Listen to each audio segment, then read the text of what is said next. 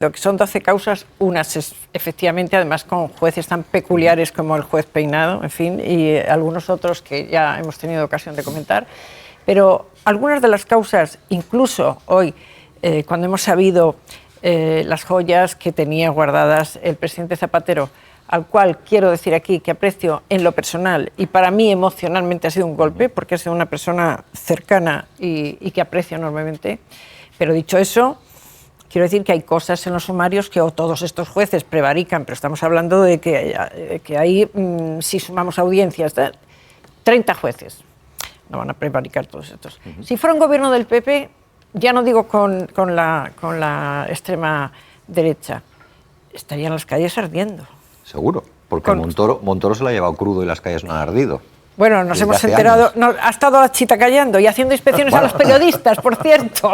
Hay un número que yo cada vez que vengo a Madrid es casi como que me traigo de vuelta porque lo veo muy presente, 7.291 y las calles en Madrid no han ardido. 7.291 son las personas que murieron en las residencias. Es una metáfora. Y no ha habido una investigación. No, yo lo que quiero señalar... Es una metáfora, quiero decir. Sí. En las fechorías de los nuestros son mejores que las de los otros. Esa es la pregunta. No, si yo lo que quiero decir es que el día 18 va a comparecer, creo que el señor Zapatero, creo que es el 18 o por ahí, y va a dar su versión. Yo creo que no pasa nada por perder clickbaits o vender menos periódicos por esperar al día 18, respetar la presunción de inocencia y que él dé las explicaciones oportunas que tenga que dar. Igual no son creíbles, entonces igual sí tenemos que salir a decir que eso no es ético y que eso no es razonable. Como no lo es tampoco la venta de un montón de pisos públicos que eran o tendrían que ser de la Sareb a un fondo buitre que el que participa y en el que es una persona importante, el hijo del que era el presidente del gobierno y es la alcaldesa, en este caso de Madrid, que era la mujer del presidente del gobierno la que le vende esos pisos. Pues yo creo que eso también, o como tampoco es lícito, esas comisiones que algunos expresidentes del gobierno del Estado español han señalado en algún momento,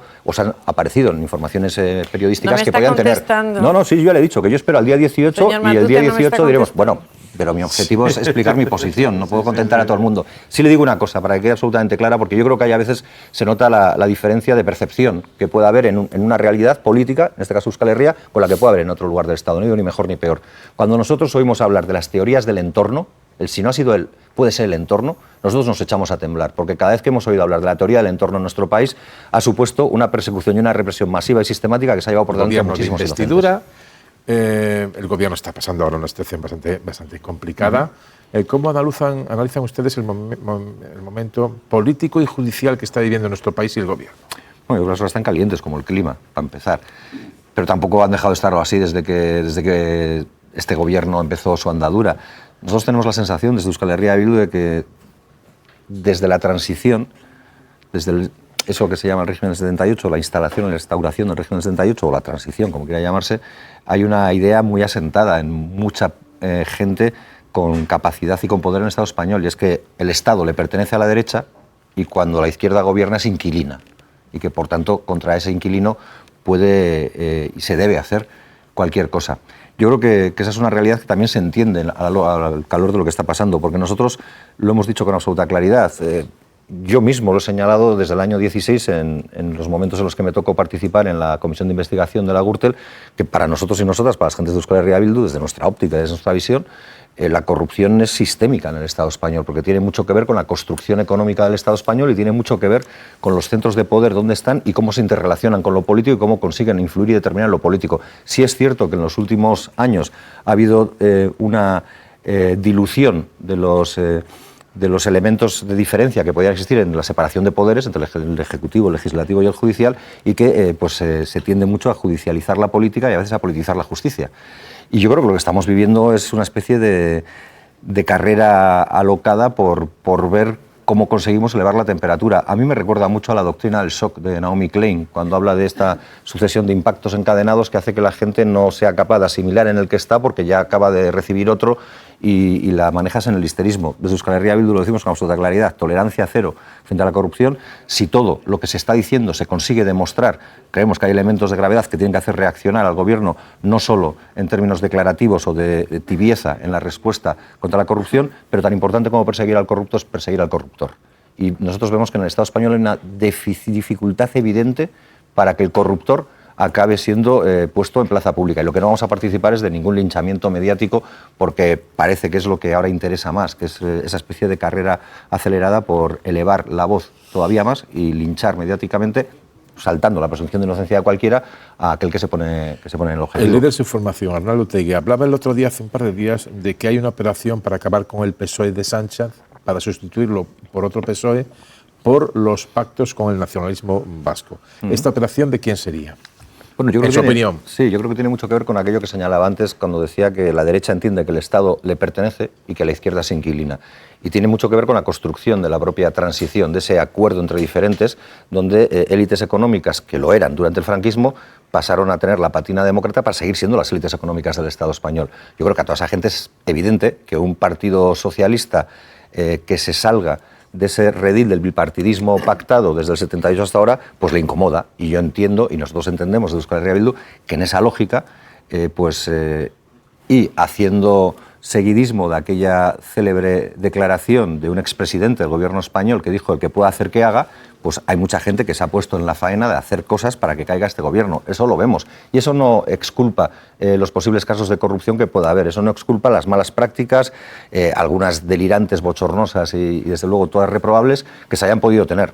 Pero se puede criticar la corrupción, se puede ser exigente con el cese de toda actividad ilícita o corrupta, a la par que uno puede ver que hay una intencionalidad clara por parte de muchos sectores, y creo que los he señalado ahora, para desestabilizar a este gobierno y que el Partido Socialista vuelva a ese Partido Socialista de Felipe González, que se entendía muy bien con el Partido Popular en esa alternancia de gobiernos, y que cuando hacía falta, tanto Aznar como Felipe González se entendían muy bien también con las derechas nacionalistas, fueran vascas o catalanas, para mantener esa alternancia bipartidista. Hablábamos antes de si hay dos velocidades o no, y si hay lawfare o no.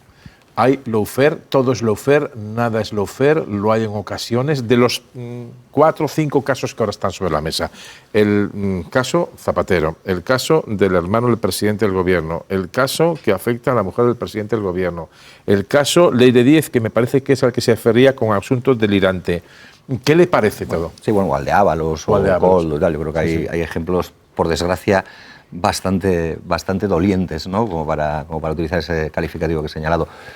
Yo no soy un experto jurista y yo creo que tan peligroso como señalar todo como lawfare es ignorar que el lawfare funciona como una práctica sistemática y sostenida en el tiempo que primero elimina al adversario político a través de una serie de imputaciones que luego habrá que demostrar, de tal modo que tú te has eliminado a un rival electoral o a un rival político porque le has sometido la sombra de la duda, o le has cernido la sombra de la duda sobre su cabeza, de tal manera que pierda credibilidad, que pierde, o que se ve metido en procesos que luego pueden quedar diluidos en nada y que le impiden concurrir en igualdad. Pues yo creo que ese tipo de cosas pasan. Y no creo que haya que tener miedo a decir que en el Estado español el lawfare, o que el Estado español no tiene una barrera infranqueable para el lawfare, que si lo hemos visto en Brasil con Lula, que si lo hemos visto en Latinoamérica de manera muy reiterada en muchos lugares, también en el Estado español puede haber llegado. Y yo creo que el caso de Mónica Oltra, ya que se me piden más concreciones, es para mí, desde mi punto de vista, un caso claro de lawfare. Y creo que el caso del hermano del presidente del gobierno no tiene un pase en términos de la gravedad que algunos medios le pueden querer revestir. Y creo también que el caso de la presidenta del gobierno, desde nuestro punto de vista, o de la mujer, perdón, la mujer de la presidenta del gobierno, desde nuestro punto de vista, tampoco tiene, yo no diría ni un pase, ni dos, pero desde luego no la dimensión que le están dando. ¿Le ha sorprendido la información que ha salido de Zapatero? Que, digo, porque Zapatero ha jugado un papel muy importante en el proceso de paz en el País Vasco.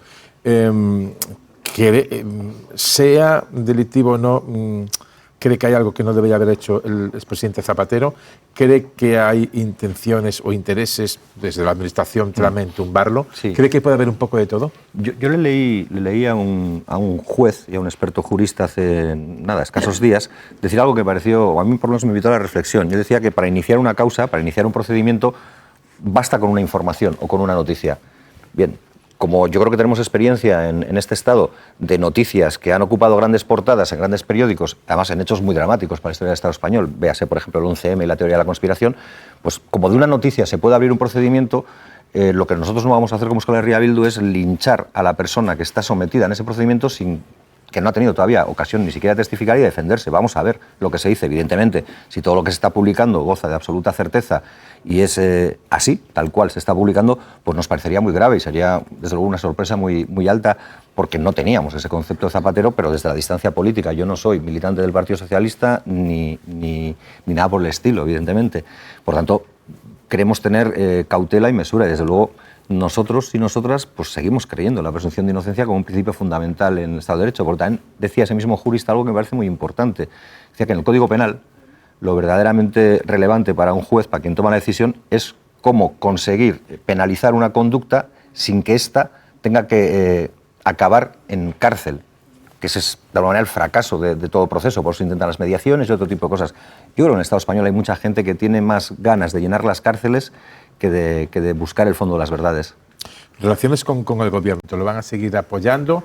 Si algo de lo que está aflorando llegara a algún tipo de cuestión que para ustedes sea línea roja, como ha utilizado, por ejemplo, el señor Rufián, esa expresión, ¿dejarían de apoyarlo? Sí. ¿Cuál es su papel de aquí a si hay elecciones en julio del 27? Sí, voy a intentar ser sintético porque son varias cosas. Yo creo que con lo que ya hay, el Gobierno tiene que tener una actitud más decidida. Tiene que transmitir a la ciudadanía que tiene un propósito claro, que es no permitir ni un caso de corrupción y que desde luego su papel pasa por democratizar todas las estructuras de poder del Estado español. Si luego no le dejan, tendrá que señalar cuáles son las dificultades que se encuentra, pero esa tiene que tenerla. No puede buscar cortinas de humo en hechos externos o de relevancia internacional de otro tipo para que no se hable de esto. En segundo lugar, nosotros decimos que la financiación irregular de un partido sí sería una línea roja, pero hasta ahora lo que hemos visto, y por ejemplo en el caso del Leire, lo que vemos no es una financiación irregular porque lo que vemos es que pagan dinero, no receptan dinero, que esa sería, de alguna manera, para que me entienda todo el mundo, la razón principal de una financiación irregular, es decir, hacerte con dinero que no es tuyo para fortalecer tus posiciones. Aquí parece que en todo caso emplearían muy mal su dinero y en prácticas que en todo caso pueden ser muy discutibles. ¿Cuál es la posición de Euskal Herria Bildu? Yo creo que es muy clara, al menos en Euskal Herria. En Euskal Herria Bildu tenemos siempre una frase como lema, casi diría que principal, que es que hacemos lo que decimos y decimos lo que hacemos. Nosotros fuimos a las elecciones del 20, del 23 e iremos a las que haga falta diciendo que si de nosotros y de nosotras depende, de las gentes de la izquierda soberanista independentista vasca, la derecha extrema y la extrema derecha no van a gobernar. No porque nos mueva la inquina o la tirria hacia unas siglas, sino porque sabemos que el proyecto de gobierno que trae la derecha extrema y la extrema derecha es cerrar en falso el debate de la plurinacionalidad, es cerrar en falso cualquier debate de avance en derechos sociales y es cerrar en falso las posibilidades de nuestro pueblo articularse como libre y democráticamente decida. Por tanto, nosotros sabemos desligar los planos y podemos tener una posición absolutamente clara frente y contra la corrupción, sin casarnos con nadie, pero a la vez no vamos a ser colaboradores útiles de la derecha extrema y la extrema derecha, porque se lo debemos a nuestro pueblo. Perfecto. Abrimos ahora el turno. El Banco Central Europeo sube los tipos por primera vez en 3 años hasta el 2,25 para contener la inflación provocada por la guerra de Irán. El diario.es, Trump detiene los ataques en Irán y anuncia un acuerdo que Teherán niega. El Confidencial, PP y Vox trabajan en un pacto rápido y en una investidura de Moreno a mediados de julio.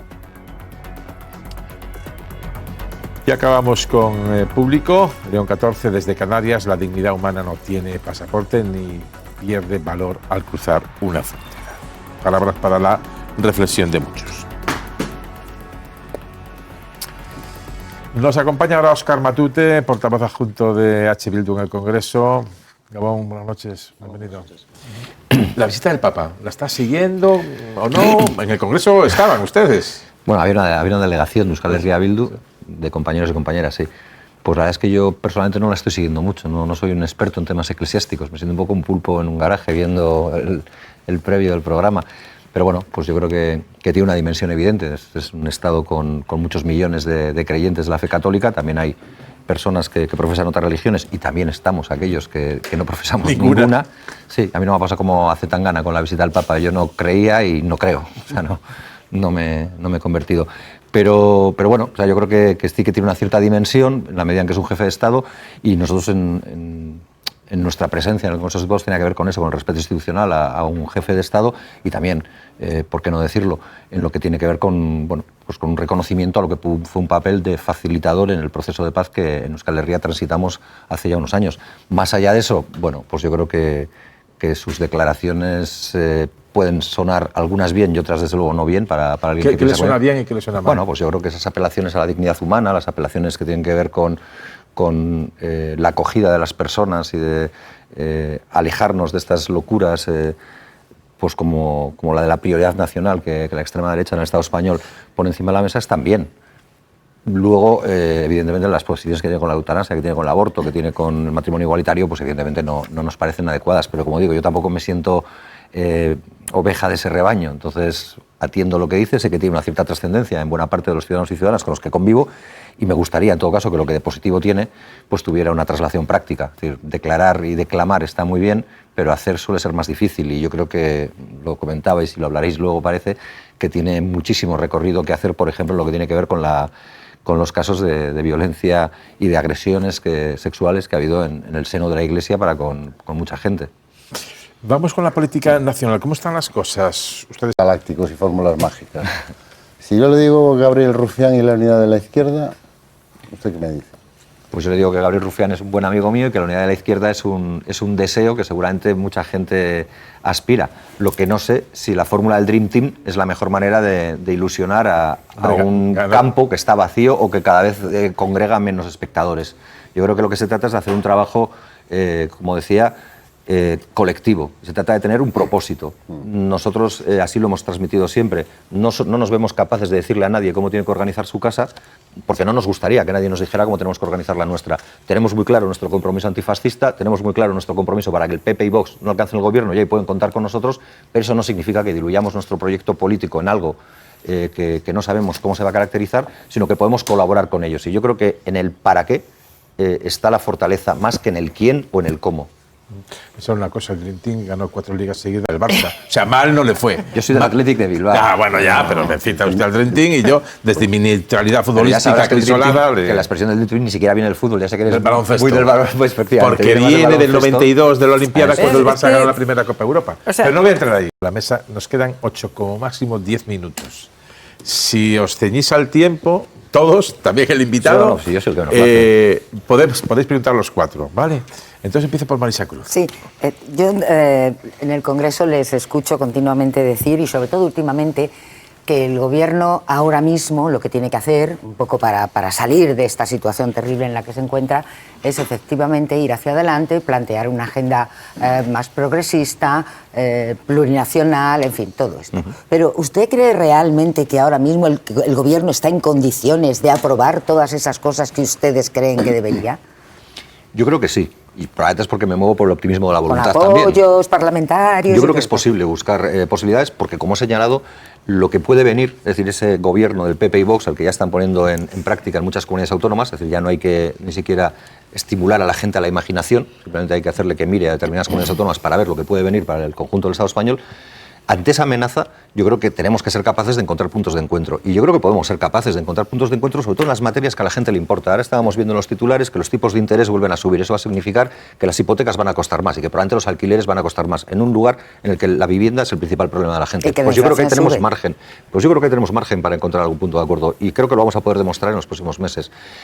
Creo, además, que son muchos los campos en los que se puede hacer, también la plurinacionalidad, como he señalado antes.